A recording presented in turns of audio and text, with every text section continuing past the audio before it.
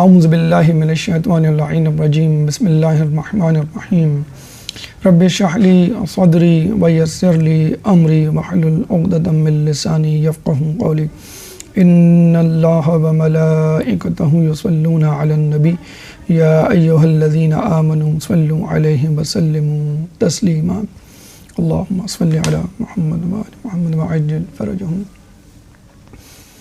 پاؤں پر وجوب مسح کے دلائل۔ اس سے پہلے نماز کے حوالے سے 2 درس آپ کی سماعتوں کے نظر کیے جا چکے، یعنی اوقات نمازوں کو ملا کر پڑھنا، ارسال الیدین یعنی نماز میں ہاتھوں کو کھولنا قیام کے دوران، اور تیسرا درس سجدے میں پیشانی کو خاک پہ زمین پہ رکھنا۔ آج ہمارا درس نماز سے پہلے ایک اہم مقدمے کی طرف، ایک اہم شرط کی طرف متوجہ کروانے کے لیے ہے، اور وہ ہے پاؤں پر مسح کرنا۔ شیعہ اور غیر شیعہ مکتب میں اہم ترین فرق وضو کے حوالے سے پاؤں پر مسح ہے۔ ہمارے ہاں وضو میں پاؤں پر مسح کیا جاتا ہے، اور دیگر مکاتب میں وضو میں پاؤں کو دھویا جاتا ہے۔ مراحل سخن، سب سے پہلے مقدمہ، اور اس مقدمے میں ہم وضو کے حوالے سے، وضو کی اہمیت اور فضیلت کے حوالے سے کچھ روشنی ڈالیں گے۔ اس کے بعد مسئلہ بین الفریقین وضو کے حوالے سے کیا ہے وہ آپ کے سامنے پیش کیا جائے گا۔ قرآن اس ضمن میں کیا کہتا ہے؟ قرآن کی اہم ترین آیت سورہ مائدہ کی آیت نمبر 6، جو کہ محور اور مرکز ہے اس پوری گفتگو کا، وہ آپ کے سامنے تفصیل کے ساتھ گرامر کے قواعد و ضوابط سے استفادہ کرتے ہوئے رکھی جائے گی۔ اس کے بعد احادیث یعنی سنت رسول کیا کہتی ہے، اور رسول نے اپنے وضو کو کس طرح انجام دیا۔ اگلے مرحلے میں اصحاب رسول کی کیا روش رہی، اور وہ اپنی نمازوں کے لیے جو وضو کیا کرتے تھے اس میں کیا طریقہ کار اپنایا کرتے تھے۔ تابعین وضو میں کیا کیا کرتے تھے۔ اہل بیت کی سیرت وضو کے حوالے سے ہماری کس طرح رہنمائی کرتی ہے۔ پھر آخر میں جس طرح کے عموماً مناظرے کا، بحث کا، گفتگو کا طریقہ ہوتا ہے کہ اگر قرآن اور حدیث سے مسئلہ حل نہ ہو سکے تو پھر ہم عقلی استدلال کے ذریعے اس مسئلے کو حل کرتے ہیں۔ سب سے پہلے مقدمتاً وضو کے حوالے سے چند اہم فضیلتیں، چند اہم نکات یہ ذہن میں رکھ لیجئے کہ وضو مقدمہ ہے نماز کا، یعنی وضو کے بغیر نماز نہیں ہو سکتی، اور جب کسی واجب کا مقدمہ موجود ہو تو جس طرح واجب امر آپ کے لیے ضروری ہے اسی طرح اس کا مقدمہ بھی ضروری ہے۔ یعنی اگر نماز واجب ہے تو اس کا مقدمہ یعنی وضو بھی خود بخود واجب ہو جائے گا۔ امام ذہبی کی کتاب تذکرۃ الحفاظ میں حدیث کے مطابق جس کا وضو نہیں اس کی نماز نہیں۔ نماز کو دین سے وہی نسبت ہے جو سر کو جسم سے، یعنی اگر آپ نے وضو صحیح طور پہ ادا نہ کیا تو نماز کتنی ہی شرائط کے ساتھ انجام دیں وہ نماز قبول نہیں ہوگی، کیونکہ وضو شرط ہے نماز کی۔ اسی طرح نماز اہم ترین عبادت ہے، اور اگر نماز کو دین سے نکال دیا جائے تو بالکل ایسا ہی ہے کہ جیسے ہم نے کسی کا سر قلم کر دیا۔ تو اس بات سے آپ اندازہ لگا سکتے ہیں کہ جس طرح نماز کو سیکھنا، نماز کو صحیح طریقے پہ ادا کرنا ضروری ہے، اسی طرح خود وضو کو بھی اچھی طرح شرائط کے ساتھ اور اس طرح ادا کرنا کہ جیسے کہا گیا ہے بہت ضروری ہے۔ یہاں تک احادیث میں اہل سنت کی کتاب صحیح مسلم کی شرح امام نووی نے تالیف کی، جس میں انہوں نے لکھا کہ جس نے جان بوجھ کر بے وضو نماز پڑھی یا غلط وضو سے نماز پڑھی تو اس کی نماز نہیں بلکہ وہ گناہ گار ہے۔ یعنی اگر آپ جان بوجھ کر نماز کے لیے وضو نہیں کرتے، آپ کو معلوم ہے کہ وضو شرط ہے، یا آپ اپنی مرضی سے اپنے قیاس سے وضو کرتے ہیں، قرآن و حدیث کے مطابق وضو انجام نہیں دے رہے اور اس کے بعد نماز پڑھتے ہیں، تو آپ نے کوئی نیک کام نہیں کیا بلکہ گناہ کا ارتکاب کیا۔ یہاں تک کہ امام ابو حنیفہ نے یہ بھی کہہ دیا کہ وہ شخص کافر ہے۔ کیوں؟ کہ اس نے دین کے ساتھ مذاق کیا، کہ ایک چیز معلوم تھی اور جان بوجھ کر اس کو اس طرح انجام نہیں دیا جس طرح انجام دینا چاہیے۔ نماز سے ہٹ کر خود وضو کی اپنی اہمیت ہے۔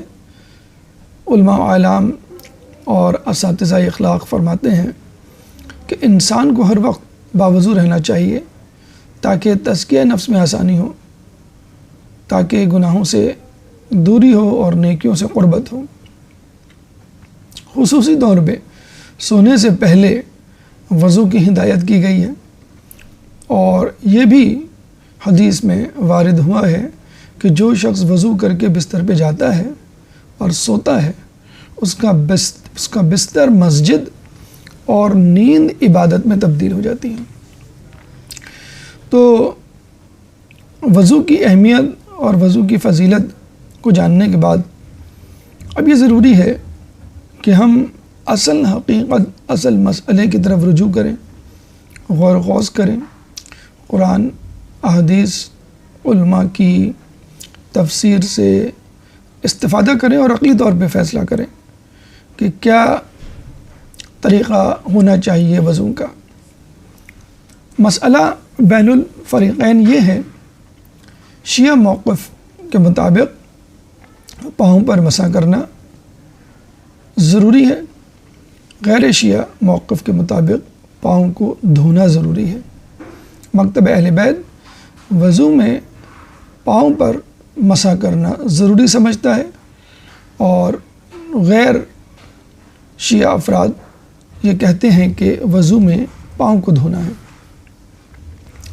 بلکہ اس سے بھی بڑھ کر ہمارے اوپر ایک عجیب اشکال وارد کیا جاتا ہے کہ شیعہ تو وضو پاؤں دھونے سے شروع کرتے ہیں۔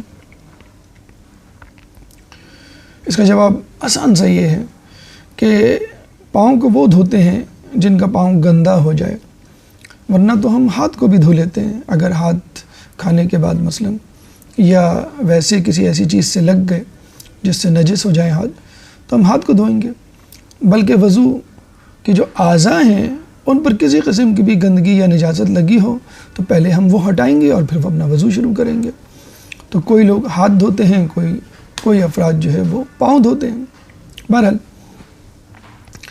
پاؤں کو شروع میں اس لیے دھو لیا جاتا ہے کہ جب ہم وضو کرتے ہوئے پاؤں پر پہنچیں اور وضو کی تری کو پاؤں پر لگائیں تو ہماری تری پاؤں کے پانی پر غالب آ جائے، کیونکہ وضو کرنے کے دوران تک پاؤں جو دھویا گیا ہے اس کی تری سوکھ چکی ہوگی، اس لیے ہم پہلے سے پاؤں دھو لیتے ہیں۔ ورنہ یہی بات ہم ہاتھوں کے لیے بھی اپناتے ہیں اگر ہاتھ گندے ہیں، بلکہ عموماً ہاتھ زیادہ لوگ دھوتے ہیں وضو سے پہلے کہ ان کے گندے ہونے کا زیادہ امکان ہوتا ہے۔ پاؤں عموماً ساکس میں، پاؤں عموماً جوتے میں یا چپل کے اندر موجود ہوتے ہیں۔ اب آئیے چلتے ہیں ہم قرآن کی طرف کہ قرآن اس ضمن میں کیا کہتا ہے۔ قرآن کی سورہ مائدہ اور سورہ مائدہ کی آیت نمبر 6 بہت توجہ سے سننے اور پڑھنے اور غور کرنے کے قابل ہے، کیونکہ ہماری تمام بحث، گفتگو اور دلائل اسی آیت کے گرد گھومیں گے۔ تو تھوڑی سی دقت کرنی ہوگی، کچھ گرامر کے اصول بھی اس میں آپ کو سمجھنے ہوں گے، جو عمومی طور پہ انشاءاللہ آپ کے کام بھی آئیں گے۔ اللہ تعالیٰ سورہ مائدہ میں آیت نمبر 6 نماز کا تذکرہ کرتے ہوئے مقدمتاً شرط کے طور پہ نماز کی ایک شرط بیان کرتا ہے، وضو، اور اس کا طریقہ بھی دے دیتا ہے۔ فَاغْسِلُوا وُجُوهَكُمْ وَأَيْدِيَكُمْ إِلَى الْمَرَافِقِ وَامْسَحُوا بِرُؤُوسِكُمْ وَأَرْجُلَكُمْ إِلَى الْكَعْبَيْنِ۔ فَاغْسِلُوا یعنی دھو، وجوہکم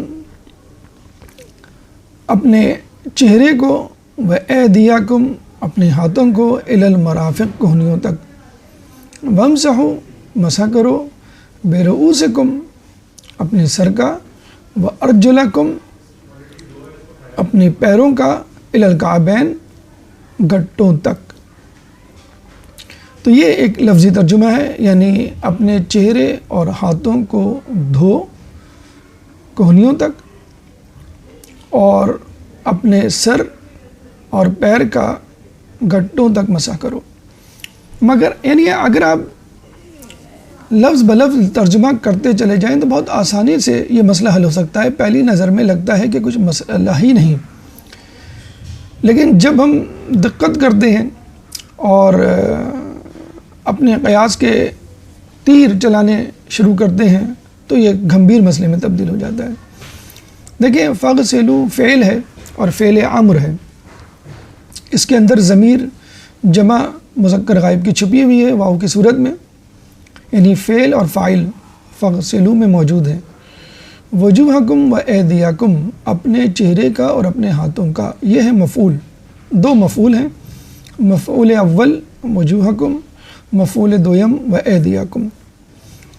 تو فعل امر یعنی امپیریٹو آرڈر یا حکمیہ جملہ، دھو اپنے چہرے کو اور اپنے ہاتھوں کو۔ پھر نیچے دوسرا جملہ، دوسرا حکم، یہاں پہ ایک جملہ مکمل ہو گیا، فَاغْسِلُوا وُجُوهَكُمْ وَأَيْدِيَكُمْ إِلَى الْمَرَافِقِ۔ عربی میں عموماً فل اسٹاپ یا کاما کا اتنا استعمال نہیں ہوتا، اور اس کی جگہ عوامل یا دیگر حروف کا سہارا لیا جاتا ہے، الفاظ کا سہارا لیا جاتا ہے، جیسے واو کا سہارا لیا گیا ہے اس مثال میں، فَاغْسِلُوا وُجُوهَكُمْ وَأَيْدِيَكُمْ إِلَى الْمَرَافِقِ کے بعد ڈاٹ یا نقطہ یا فل اسٹاپ ڈالنے کی بجائے واو ڈال دیا، یعنی وہ جملہ ختم ہو گیا اور یہ جملہ شروع ہوا ہے، وہ حکم ختم ہو گیا، اب دوسرا حکم شروع ہوا ہے۔ تو یہ بہت ضروری ہے عربی میں جاننا کہ عربی میں عموماً فل اسٹاپ اور کاما کی بجائے الفاظ اور حروف کا سہارا لیا جاتا ہے، کبھی واو کا، کبھی ثم کا، کبھی وما کا، کبھی اما کا، کبھی فا کا، وغیرہ وغیرہ۔ تو دو جملے ہیں اور دو حکم ہیں۔ پہلا حکم دھونے کا ہے، سر اور ہاتھ کے دھونے کا حکم۔ دوسرا حکم مسح کرنے کا ہے۔ پہلا حکم دھونے کا ہے، چہرے کا اور ہاتھ کا۔ دوسرا حکم ومسحو مسح کرنے کا ہے، سر کا اور پیر کا۔ پہلے فعل ہے، پھر اس کے بعد فاعل ہے اور پھر مفعول ہے۔ یہ ترتیب اس میں موجود ہے۔ یہ جو عربی جاننے والا، عربی پڑھنے والا یا نہ جاننے والا، اس کو ترجمہ اگر الفاظ کا دے دیا جائے الگ الگ تو وہ سمجھ سکتا ہے کہ وضو کے اندر قرآن کے مطابق چار فرائض ہیں، جس میں دو دھونے سے متعلق ہیں، چہرہ اور ہاتھ، اور دو مسح کرنے سے متعلق ہیں، یعنی سر اور پیر۔ اہل سنت کا موقف یہ ہے کہ فَاغْسِلُوا وُجُوهَكُمْ وَأَيْدِيَكُمْ إِلَى الْمَرَافِقِ، اس جملے میں، اس حکم میں وہ ہم سے متفق ہیں کہ دھو اپنے چہرے کو اور اپنے ہاتھوں کو کہنیے تک۔ جو دوسرا حکم ہے اس میں وہ جزوی طور پہ متفق ہیں اور باقی اختلاف ہے، یعنی نصف طور پہ تو متفق ہیں کہ وَامْسَحُوا بِرُؤُوسِكُمْ مسح کرو سر کا، اور جب بات آتی ہے وَأَرْجُلَكُمْ تو وہ کہتے ہیں مسح نہیں، یہاں پہ دھونا ہونا چاہیے اِلَى الْكَعْبَيْنِ۔ حالانکہ وَامْسَحُوا فعل ہے، بِرُؤُوسِكُمْ مفعول ہے، وَأَرْجُلَكُمْ مفعول دویم ہے۔ تو ومسحو کا جو حکم برؤوسکم یعنی سر پر ہے وہی حکم وارجلکم پر ہونا چاہیے، لیکن اہل سنت کا موقف یہ ہے کہ وارجلکم کو ہمیں ملانا چاہیے فغسلو سے، یعنی گزرے ہوئے پچھلے جملے سے۔ کیوں؟ اس کی وجہ وہ یہ بتاتے ہیں کہ وارجلکم میں لام پر زبر ہے، اور چونکہ ایدیاکم پہ بھی زبر ہے، وجوہکم پہ بھی زبر ہے، یہ تینوں زبر ہیں، چنانچہ یہ تینوں زبر یعنی یہ تینوں مفعول جن پہ زبر ہے فغسلو سے جا کے ملیں گے، اور برؤوسکم جس پہ زیر ہے وہ ومسحو کے پاس رہے گا، چنانچہ فغسلو 3 اعضاء پر جاری ہوگا یہ حکم، وجوہکم چہرے پر، و ایدیاکم ہاتھوں پر، و ارجلکم پیر پہ، اور ومسحو کا حکم فقط سر پہ ہوگا۔ تو عزیزان گرامی اس کے لیے عرض ہے کہ وجوہکم و ایدیاکم و ارجلکم و برؤوسکم یہ چاروں مفعول ہیں۔ عربی قواعد کے متعلق عربی کے جملے میں مفعول ہمیشہ منصوب ہوتا ہے، کل مفعول منصوب، چنانچہ وجوہکم میں ہاں پہ زبر ہے یعنی نصب یا فتحہ، کیونکہ یہ مفعول ہے۔ کم ضمیر ہے، ضمیر جو ہے وہ مبنی ہوتی ہے، اس پر عوامل کے اثرات نہیں ہوتے، چنانچہ وجوہکم میں ہاں پہ نصب ہے، فتحہ یا زبر ہے، ٹھیک، مفعول کے ہونے کے ناطے۔ و ایدیاکم پھر فتحہ ہے، زبر ہے یا نصب ہے، ٹھیک۔ ومسحو کے بعد جو برؤوسکم ہے اس میں کیوں زیر ہے؟ اس میں زیر اس لیے ہے کہ یہاں پر برؤوسکم میں بے حرف جارہ آ گیا ہے۔ حرف جارہ 100 عوامل میں سے ایک عامل ہے، 17 اقسام کے حرف جارہ ہوتے ہیں، بے ان میں سے ایک ہے۔ بے کے بہت سارے کام ہیں، مثلا یہ استعانت کے لیے بھی، مدد کے لیے بھی استعمال ہوتا ہے، کتبت بالقلم، میں نے لکھا قلم سے، اور کسی مقام سے گزرنے کے حوالے سے بھی ہوتا، مررت بزیدن، میں گزرا زید کے پاس سے، کسی چیز کی شروعات بسم اللہ الرحمن الرحیم۔ بہرحال باقی جتنے بھی کام ہیں ان میں اختلاف اور وسعت ہے، لیکن ظاہری طور پہ جو اس کا عمل ہوتا ہے، جیسا کہ نام بتلا رہا ہے حرف جارہ، یہ اپنے معمول کو، اپنے سے اگلے لفظ کو زیر دیتا ہے، کسرہ دیتا ہے، جزم دیتا ہے، برؤوسکم، اور وارجلکم ویسے ہی زبر کے ساتھ موجود ہے۔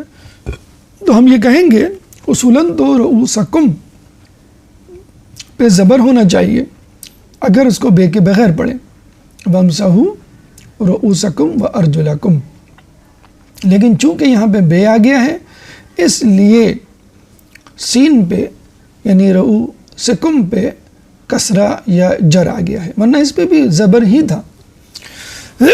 اب یہاں پہ ایک اور موقف اختیار کیا جاتا ہے، اور وہ یہ کہا جاتا ہے کہ برؤوسکم اگر جر کے ساتھ پڑھا جا رہا ہے، سین پہ زیر کے ساتھ پڑھا جا رہا ہے، تو پھر وارجلکم پڑھا جانا چاہیے، لام پہ کسرہ ہونا چاہیے، کیونکہ دونوں کا حکم ایک جیسا ہے، اور واو ان کے درمیان ایک رابطہ ہے۔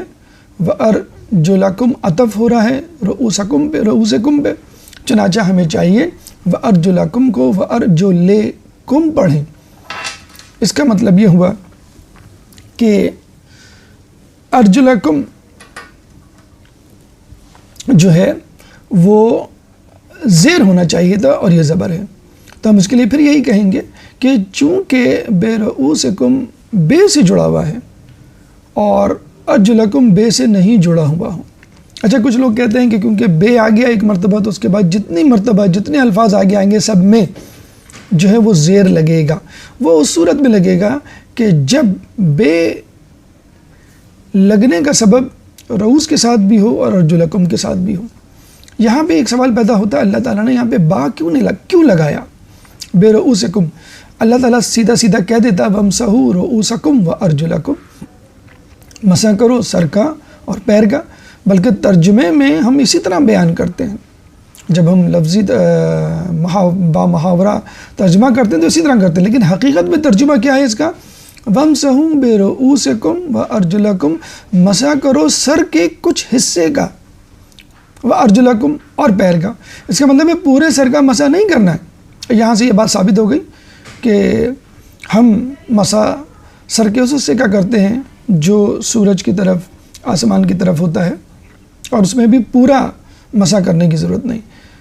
تو با حرف جارہ بعض اوقات تبعیض کے لیے آتا ہے، جزئیت کے لیے آتا ہے، کبھی کسی کام کو جزوی طور پہ کرنے کے لیے آتا ہے۔ چنانچہ مسح پورے سر کا نہیں ہے، آدھے سر کچھ سر کا ہے، یعنی ٹاپ آف دا ہیڈ، بلکہ رؤوس کہتے ہیں ٹاپ آف دا ہیڈ ہے، یعنی ٹاپ آف دا ہیڈ رؤوس کا بھی کچھ حصہ، اس لیے یہاں پہ بے موجود ہے۔ اور جبکہ وَأَرْجُلَكُمْ میں ہم جو مسح کرتے ہیں وہ ٹپ آف دا فنگر سے لے کر گٹے تک پورا ایریا اس میں شامل ہوتا ہے۔ ہمارے یہاں اگر کوئی مسح کان کے اوپر سر کی دائیں جانب یا بائیں جانب یا پیچھے کی جانب مسح کرے تو وہ مسح قابل قبول نہیں ہے، جبکہ پاؤں میں ٹپ آف دا فنگر تمام سے لے کر گٹوں تک ہے، جہاں بھی آپ کر لیں۔ اس لیے با و ارجلکم پہ اللہ تعالیٰ نے نہیں لگایا، نمبر 1۔ نمبر 2، با کا اطلاق ارجلکم پہ نہیں ہے، نہ لفظی طور پہ ہے نہ معنوی طور پہ ہے۔ معنوی طور پہ اس لیے نہیں کہ پورے سر کا مسح نہیں، کچھ سر کا ہے، اور پورے پیر کا مسح نہیں، اس میں پورے پیر کا مسح ہے۔ چنانچہ بے کا حکم لفظی اور معنوی طور پہ رؤوسکم پہ آئے گا۔ معنوی طور پہ بھی تبدیلی ہوئی کہ کچھ سر کا حصہ، اور لفظی طور پہ بھی تبدیلی ہوئی، یعنی سین پہ زبر کی بجائے زیر جر آیا۔ اور ارجلکم ویسے ہی ہے کیونکہ مفعول پہ ہمیشہ نصب، فتحہ یا زبر ہوتا ہے۔ تو یہ ہمارا جواب ہے اہل سنت حضرات کی طرف جو یہ کہتے ہیں کہ ارجلکم پہ زبر ہے، چنانچہ اس کو وجوہکم و ایدیکم سے ملایا جائے۔ ویسے بھی یہ امکان بعید ہے کیونکہ ہم عطف قریب ترین لفظ پہ کرتے ہیں، یعنی جو پیچھے ہوتا ہے یا اس سے پیچھے ہوتا ہے، لیکن دوسرے جملے پہ جا کے عطف نہیں ہوتا۔ فَاغْسِلُوا وُجُوهَكُمْ وَأَيْدِيَكُمْ إِلَى الْمَرَافِقِ پورا ایک جملہ تھا جو مکمل ہو گیا، مفہوم ختم ہو گیا اس کا۔ اور عربی میں جملہ اسی کو کہتے ہیں کہ جس کو سننے کے بعد سامع خاموشی اختیار کرے۔ وَامْسَحُوا بِرُؤُوسِكُمْ وَأَرْجُلَكُمْ إِلَى الْكَعْبَيْنِ یہ دوسرا جملہ ہے جس میں الگ سے حرف جارہ استعمال ہوا ہے۔ اچھا یہ بھی دیکھ لیے کہ دونوں حکم مختلف ہیں۔ اگر ایک جیسے حکم ہوتے تو ہم شاید عطف کرنے میں کسی حد تک تسلیم کر لیتے، لیکن پہلے غسل دھونے کا حکم ہے اور دوسرے میں وَامْسَحُوا مسح کرنے کا حکم ہے۔ تو یہ کیسے ممکن ہے کہ مسح کرنے والے ایک جز کو آپ فَاغْسِلُوا پچھلے جملے سے جا کے ملا دیں؟ تو بہرحال خلاصہ کلام یہ ہے کہ بِرُؤُوسِکُم پہ زیر اس لیے ہے کیونکہ اس میں با موجود ہے، اور اگر با نہیں ہوتا تو رؤوسکم ارجلکم وجوہکم وایدیکم کی طرح منصوب ہوتا ہے، یعنی اس پہ زبر ہوتا۔ اور وجہ ہم نے آپ کو بتا دی، بے اس لیے ہے کہ کچھ سر کے حصے کا، نہ کہ پورے سر کا مسح۔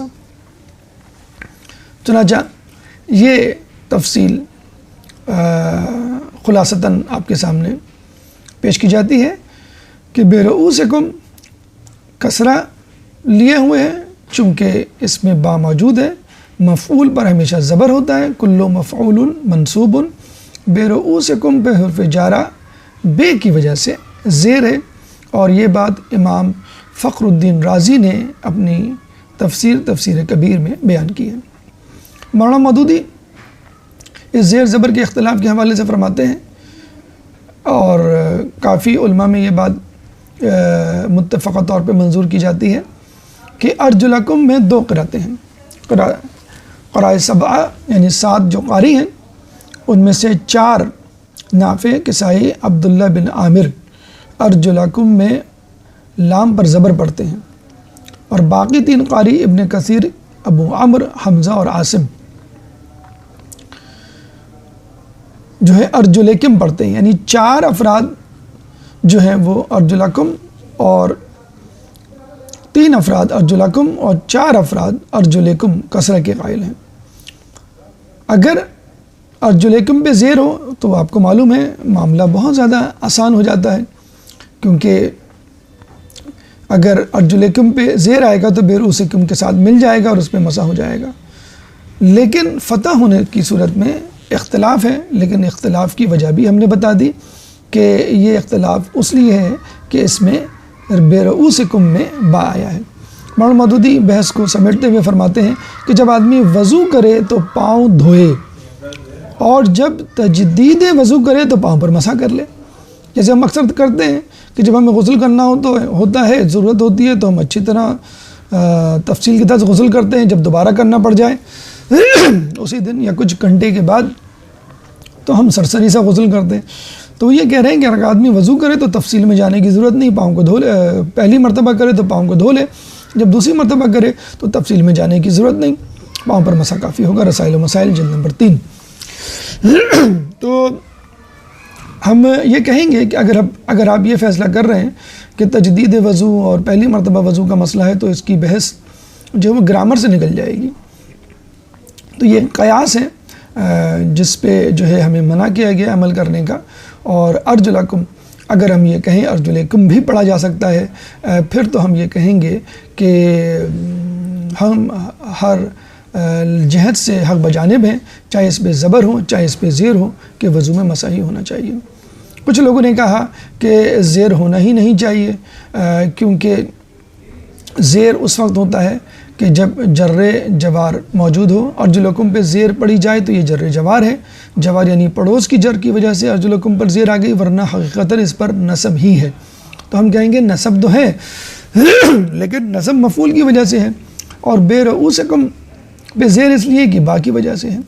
یعنی وارجلکم پہ زبر ہونا کوئی عجب اور حیرت کی بات نہیں، برؤسکم پہ جو زیر ہے وہ عجب ہے. کیوں کہ یہ مفعول تھا اور اس پہ زبر ہونا چاہیے تھا، رؤسکم ہونا چاہیے تھا، لیکن اس پہ زیر آیا اور اس کی وجہ ہم نے بتا دی.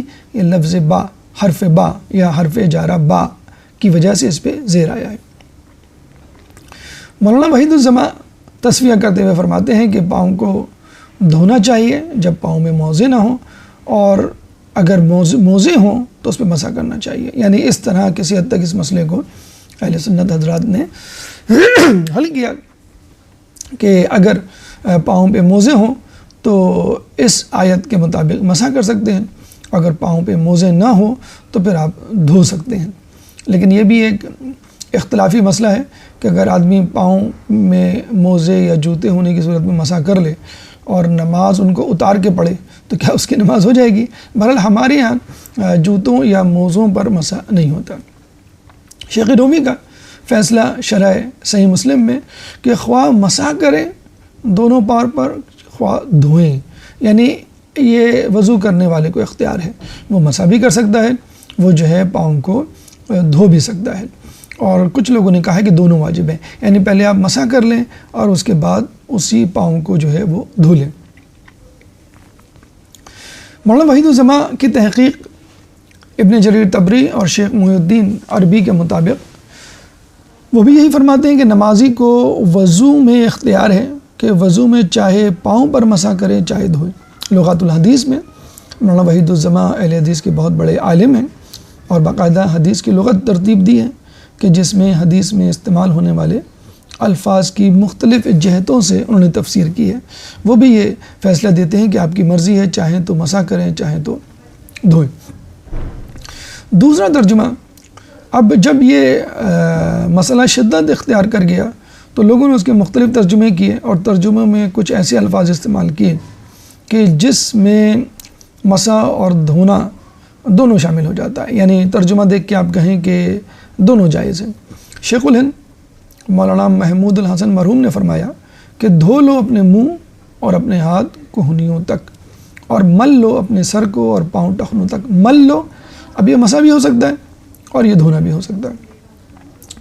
تیسرا ترجمہ مولانا اشرف علی تھانوی نے اپنی تفسیر میں کیا کہ اپنے چہروں کو دھو اور اپنے ہاتھوں کو بھی کوہنیوں سمیت، اور اپنے سروں پر ہاتھ پھیرو اور اپنے پاؤں کو بھی ٹخنوں تک.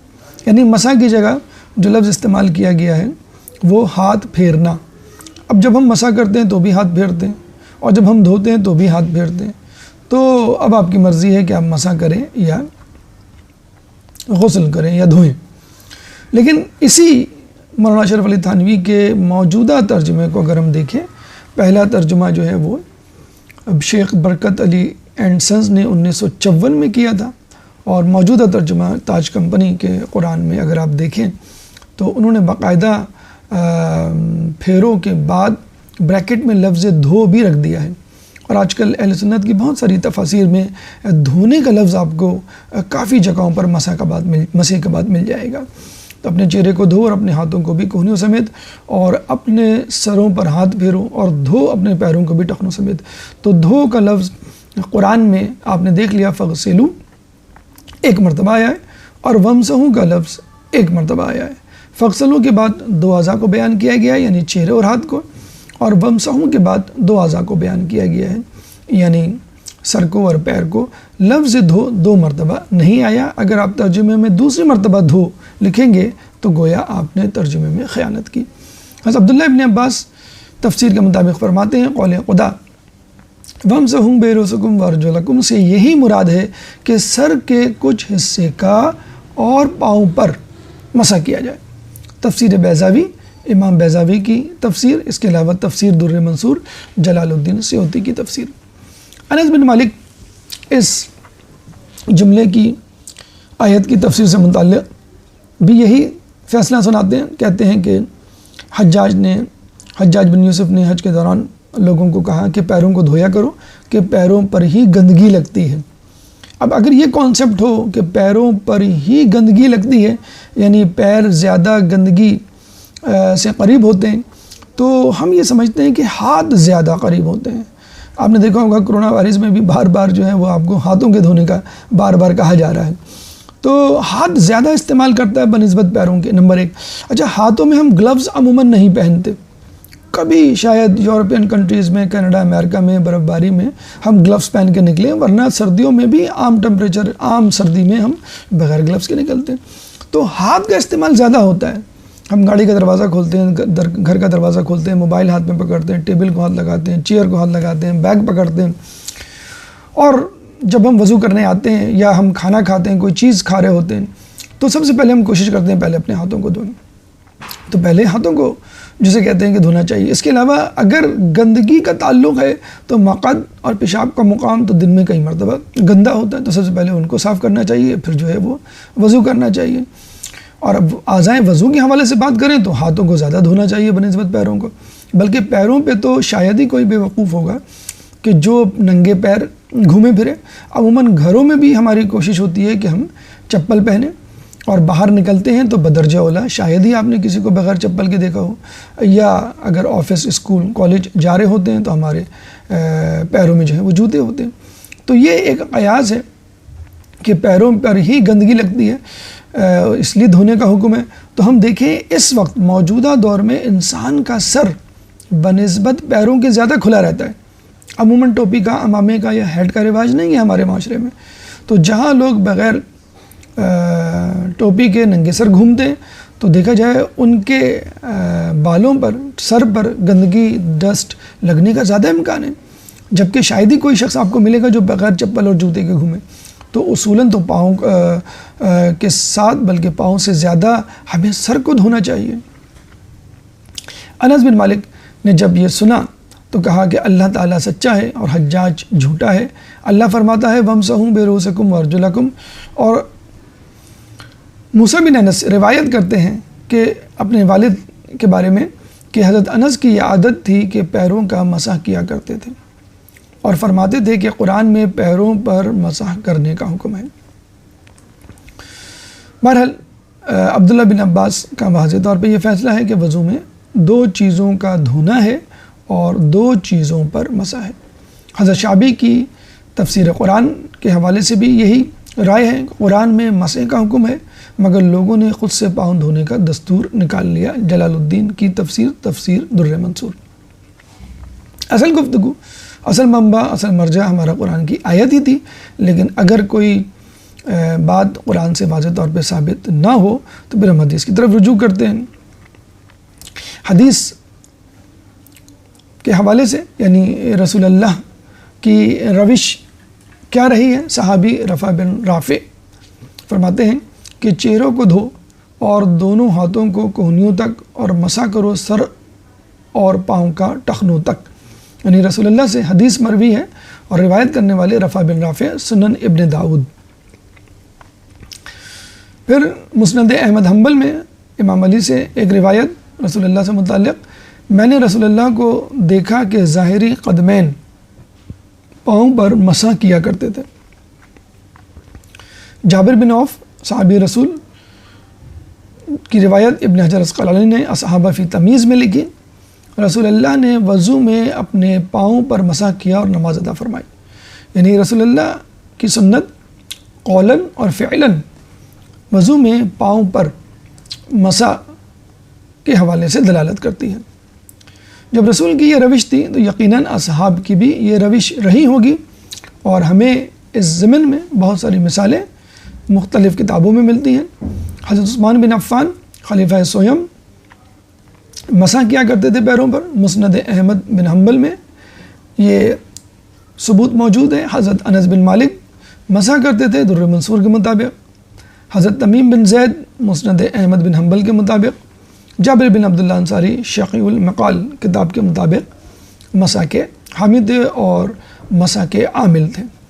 تابعین جنہوں نے رسول کے اصحاب کو دیکھا، حضرت حسن بصری تفسیر قرآن نواب صدیق حسن خان صاحب اہل حدیث کے بہت بڑے مفسر، حضرت اکرمہ تفسیر قرآن ابن کثیر کے مطابق تابعی مسح کیا کرتے تھے۔ حضرت جابر بن زید تفسیر قرآن ابن کثیر کے مطابق مسح کے حامی اور عامل تھے۔ اہل بیت یقیناً مسح ہی کرتے تھے، اہل بیت کے ماننے والے بھی مسح کرتے ہیں۔ یہاں پہ وہ روایات آپ کے سامنے پیش کی جاتی ہیں کہ جو خود اہل سنت کی کتابوں میں موجود ہیں۔ مسند احمد بن حنبل میں امام علی فرماتے ہیں اگر میں نے رسول اللہ کو اس طرح مسح کرتے ہوئے نہ دیکھا ہوتا اور ذاتی خیال پر عمل پیرا ہوتا تو پاؤں کے تلوے کا مسح زیادہ موضوع ہوتا، یعنی اگر ہم قیاس پہ عمل کریں تو مسح جو ہے وہ پیروں کے تلوے کا ہونا چاہیے، نہ کہ ظاہری یا اوپری حصے کا۔ اور دوسری بات یہ ذہن میں رکھ لیجئے کہ وضو سے مراد یہ نہیں کہ آپ اپنے جسم کی گندگی کو دھوئیں، نہ غسل سے یہ مراد ہوتی ہے آپ اپنی جسم کی گندگی کو دھوئیں، کیونکہ بعض اوقات ایسا ہوتا ہے کہ آپ کے جسم پہ کوئی گندگی نہیں ہوتی لیکن غسل واجب ہوتا ہے، مثلا غسل جنابت۔ اسی طرح وضو میں جو اعضائے وضو ہیں، یعنی چہرہ ہے، ہاتھ ہے، سر اور پاؤں ہیں، ان پہ کوئی گندگی نہیں ہوتی، بالکل صاف ہوتے ہیں۔ بعض اوقات تو سینیٹائزر سے آپ اس کو صاف کر رہے ہوتے ہیں آج کل کرونا کرائسس کے بیک گراؤنڈ میں، لیکن پھر بھی آپ وضو کرتے ہیں، ان پہ گلاہٹ یا پانی کی تری ڈالتے ہیں، تو اس کا مطلب یہ ہوا کہ وضو ایک روحانی طہارت کا نام ہے، نہ کہ ظاہری۔ اگر آپ کے کپڑے پہ، آپ کے جسم پہ گندگی لگ جائے، آپ کو کراہیت ہوتی ہے، آپ دھوتے ہیں، نجاست لگ جائے پھر تو واجب ہو جاتا ہے نماز کے لیے اس کو دھونا۔ لیکن اگر آپ وضو کریں تو اگر وضو کے اعضاء پہ کچھ بھی نہیں لگا ہوا تو آپ وضو کر سکتے ہیں۔ اگر جسم کے کسی حصے پہ کچھ لگا ہوا ہے تو آپ وضو کر سکتے ہیں۔ ہاں، وضو کے اعضاء پہ کچھ لگا ہوا ہے تو پھر آپ اس کو ہٹائیں گے پھر تاکہ پانی کی تری وہاں پر پہنچ جائے۔ تو کہنے کا مقصد یہ ہے کہ وضو ایک طہارت باطنی ہے، اور ضروری نہیں کہ اس کا مقصد یہ ہو کہ جہاں جہاں پانی پہنچے وہاں پہ جو ہے وہ چیز پاک ہو جائے۔ پاک پہلے سے ہو تو پھر دیکھا جائے وضو کی ہمیں ضرورت ہی نہ محسوس ہو۔ امام علی سے کسی نے سوال کیا وضو کے حوالے سے تو آپ نے قمر کو پانی لانے کا حکم دیا، آپ نے ہاتھ اور منہ کو دھویا اور سر اور پاؤں کا مسح کیا کنز العمال کے مطابق۔ حضرت علی پاؤں پر مسح کیا کرتے تھے مگر بعد میں انہوں نے رجوع کر لیا تھا۔ فاضل عسقلانی نے شرح صحیح بخاری میں لکھا یہ وہی تہمت ہے جو خلافت کے حوالے سے لگائی جاتی ہے کہ انہوں نے 6 مہینے تک خلافت کی بیعت نہیں کی اور بعد میں انہوں نے رجوع کر لیا تھا۔ یہ سراسر ایک الزام اور جھوٹ جو امام علی سے منسوب کیا جا رہا ہے۔ چلتے چلتے ہم یہ بتاتے چلیں کہ ہمارے یہاں سر کا کچھ حصہ ہے، یعنی جو سورج کی طرف یا اوپر کی طرف ہوتا ہے اس کا کچھ حصہ، اہل سنت میں پورے سر کا، بلکہ اس میں اختلاف موجود ہے۔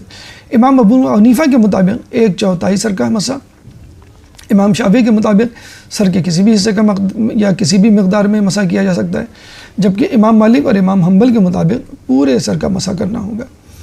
گردن سے متعلق یعنی گردن کے مسح سے متعلق کوئی حدیث وارد نہیں ہوئی، جبکہ ابو ہریرہ سے متعلق حدیث ضعیف ہے۔ ابن تیمیہ نے اپنی کتاب ہکذا فی فتاوی شیخ الاسلام میں اس بات کو درج کیا۔ گردن سے متعلق ابو داؤد اور ترمذی میں موجود روایات ضعیف ہیں۔ علامہ وحید الزماں شرح ابو داؤد میں شاہ عبدالعزیز محدث دہلوی فرماتے ہیں کہ گردن کا مسح احادیث صحیحہ اہل سنت کے خلاف ہے اور نہ اس کی کوئی سند ہے، لیکن میں اس کو ترک نہیں کرتا، یعنی غالباً جمہور کے حساب سے چلنے کو ترجیح دیتے ہیں۔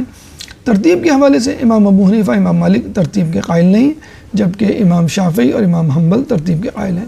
ہمارے ہاں وضو میں ترتیب واجب ہے، ضروری ہے۔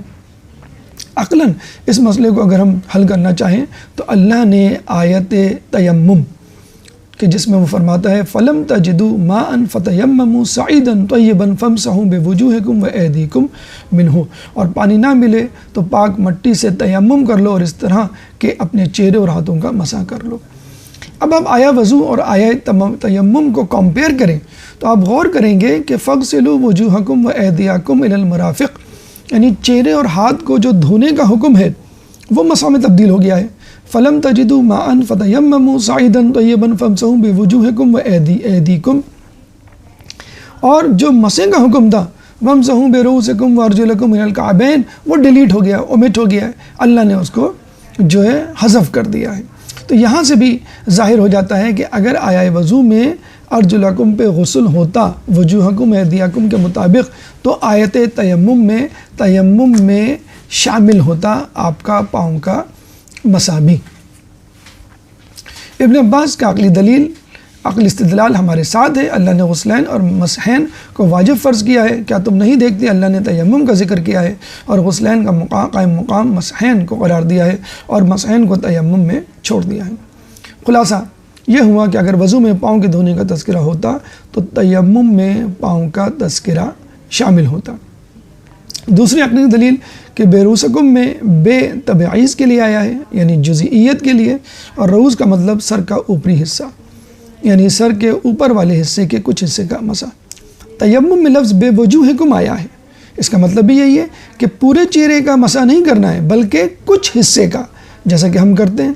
اور اس میں فَامْسَحُوا بِوُجُوهِكُمْ وَأَيْدِيكُمْ میں جو کسرہ آیا ہے اور جس کو ہم وجوہکم سے جوڑ رہے ہیں، اس لیے کہ با لفظی اور معنوی طور پہ وجوہکم میں بھی داخل ہے اور ایدیکم میں بھی داخل ہے، کیونکہ مسح میں ہم چہرہ بھی آدھا مسح کرتے ہیں اور ہاتھوں کو بھی کوہنیوں کی بجائے ہتھیلی تک دھوتے ہیں۔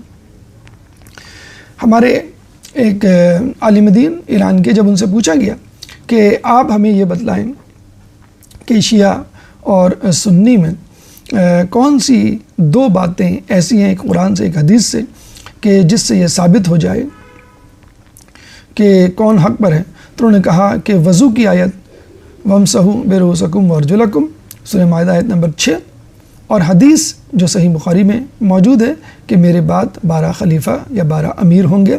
یہ دو باتیں، دو نقطے، ایک قرآن سے متعلق ایک حدیث سے متعلق ہمارے مذہب اہل بیت کو صحیح ثابت کرتے ہیں۔ اللہ تعالیٰ سے دعا ہے کہ جو کچھ پڑھا سنا اس میں عمل کرنے کی توفیق عطا فرما، جو پریشان حال ہیں ان کی پریشانی کو دور فرما، جو بے روزگار ہیں ان کو رزق حلال عطا فرما، جو سفر میں ان کو منزل عطا فرما، امام کی ظہور میں تعجیل فرما، ہمیں ان کے انصار و اعوان میں شامل فرما۔